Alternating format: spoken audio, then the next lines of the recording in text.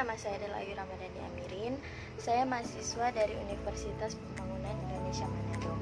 Di video kali ini bertujuan untuk memenuhi tugas dari dosen pengampu Nurse Julita Legi SKPMKEP dengan mata kuliah keperawatan anak. Baiklah, saya akan menjelaskan tentang patoflow meningitis, diagnosa dan intervensinya. Meningitis ini disebabkan oleh infeksi aliran subarachnoid dan meningitis ini menyebabkan reaksi imun dan kerusakan neuron.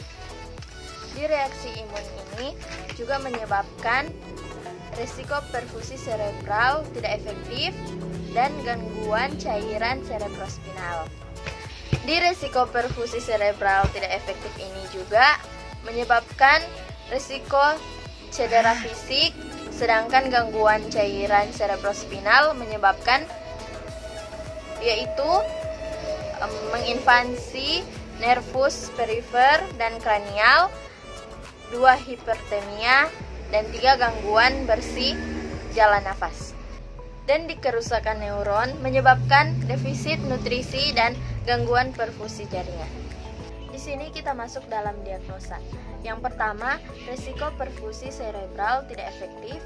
Kedua, defisit nutrisi berhubungan dengan ketidakmampuan mengabsorpsi nutrien. Ketiga, hipertemia. Intervensi keperawatan diagnosa pertama yaitu risiko perfusi cerebral tidak efektif, berisiko mengalami penurunan sirkulasi darah ke otak. Kriteria hasil: 1. Tingkat kesadaran meningkat, dan 2. Tekanan intrakranial menurun.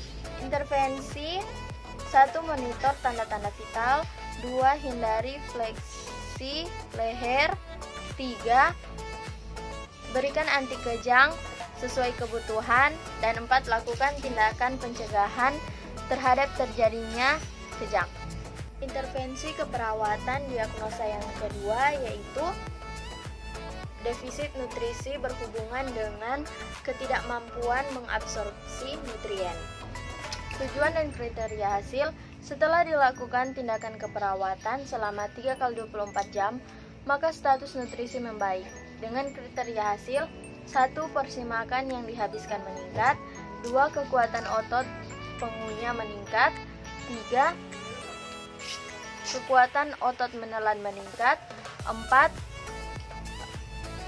Perasaan cepat kenyang menurun, 5. Nyeri abdomen menurun, 6. Sariawan menurun, 7. Rambut rontok menurun, 8. Diare menurun, 9. Berat badan membaik, 10. Bising usus membaik, 11. Nafsu makan membaik, dan 12. Membran mukosa membaik.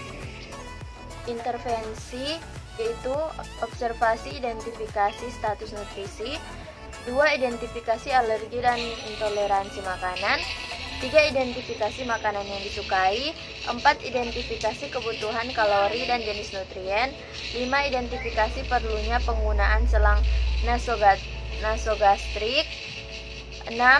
Monitor asupan makanan, 7. Monitor berat badan, 8. Monitor hasil pemeriksaan laboratorium. Terapeutik: lakukan oral hygiene sebelum makan jika perlu. Sajikan makanan secara menarik dan suhu yang sesuai. Berikan makanan tinggi serat untuk mencegah konstipasi. Berikan makanan tinggi kalori dan tinggi protein. Berikan suplemen makanan jika perlu. Dan terakhir, hentikan pemberian makanan melalui selang nasogastrik jika asupan oral dapat ditoleransi. Edukasi: anjurkan posisi duduk jika perlu. Intervensi keperawatan diagnosa yang ketiga yaitu hipertermi. Definisi: dengan berhubungan proses inflamasi yang ditandai dengan suhu badan di atas normal.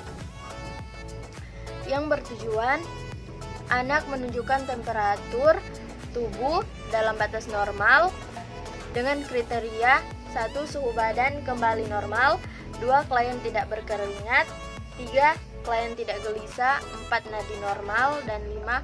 Klien tidak mengeluh sakit perut. Demikianlah penjelasan sedikit tentang meningitis. Terima kasih.